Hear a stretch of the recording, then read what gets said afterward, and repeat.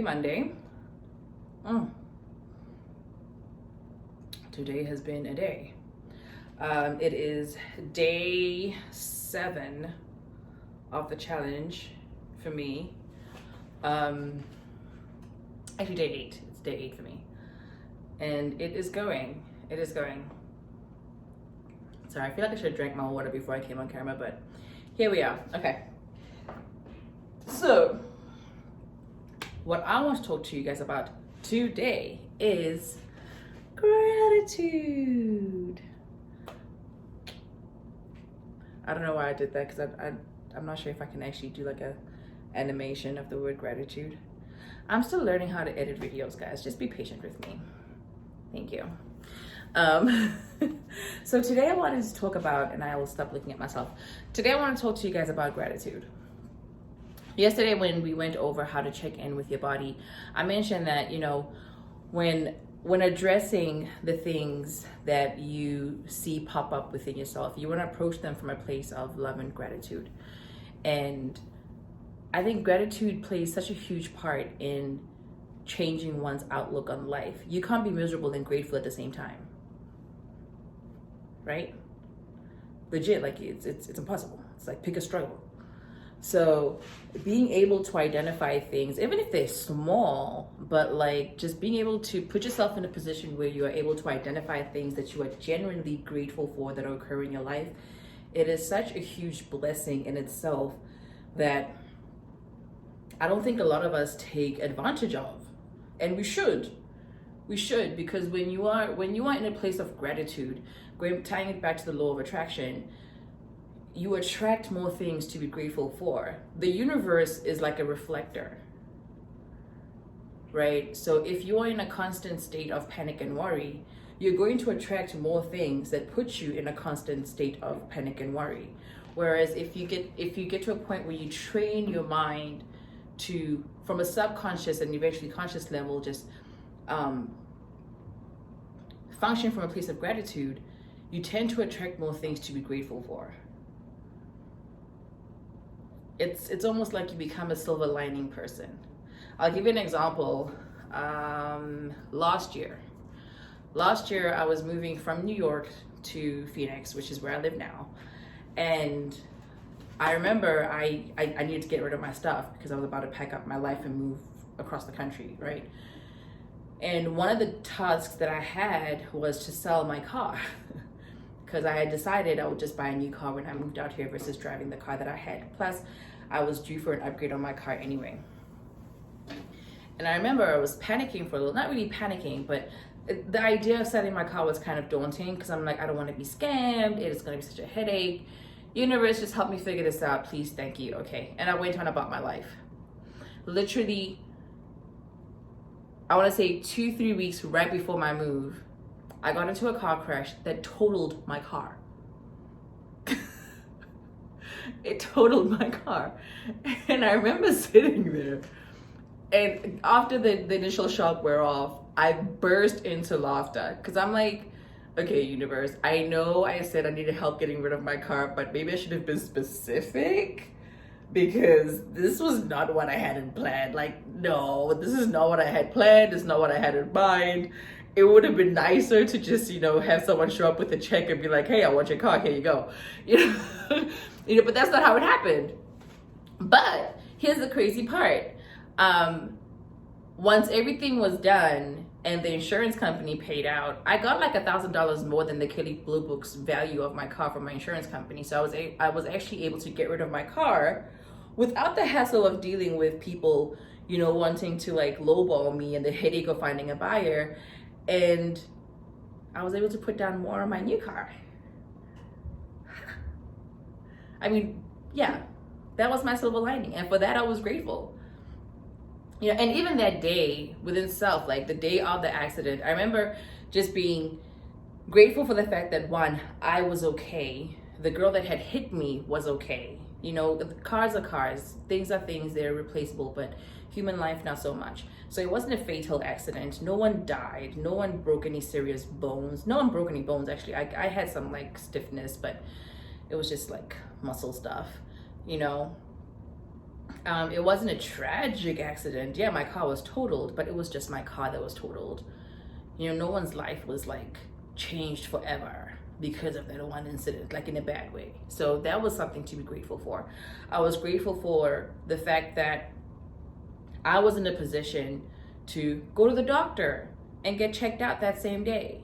You know, I was grateful for the fact that I had insurance where literally within minutes of me having my accident, I had a car rental waiting for me. You know, like my life was not interrupted by this.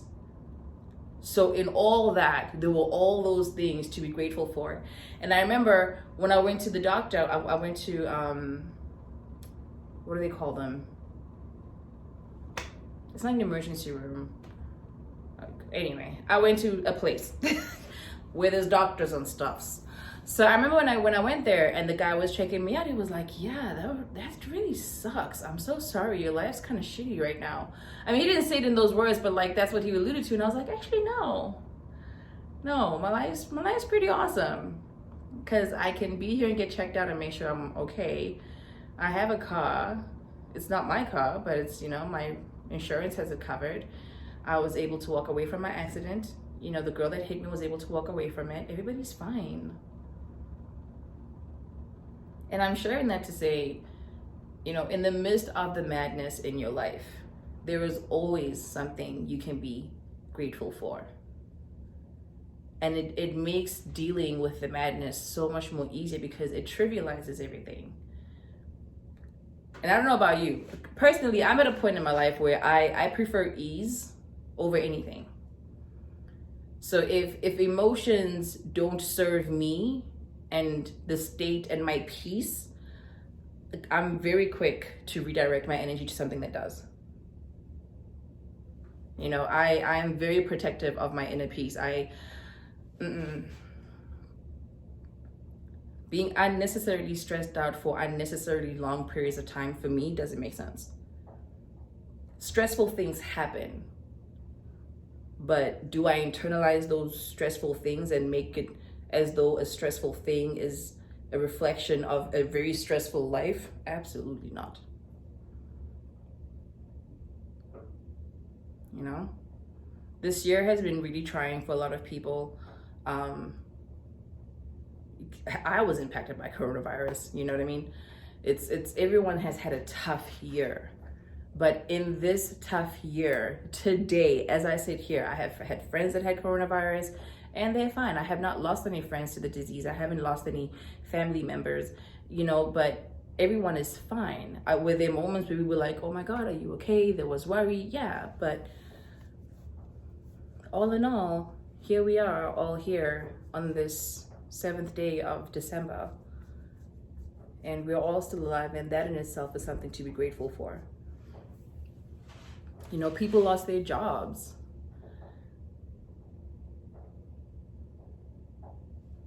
I'm one of those people, actually. You know, but even through that madness, it was just a matter of, okay, my life is going to be different. I need to make changes. I need to downsize. And I did. I made adjustments and was grateful for the fact that I was in a position to make adjustments and still be able to lead a somewhat normal life. Well, not even somewhat, like a very normal life.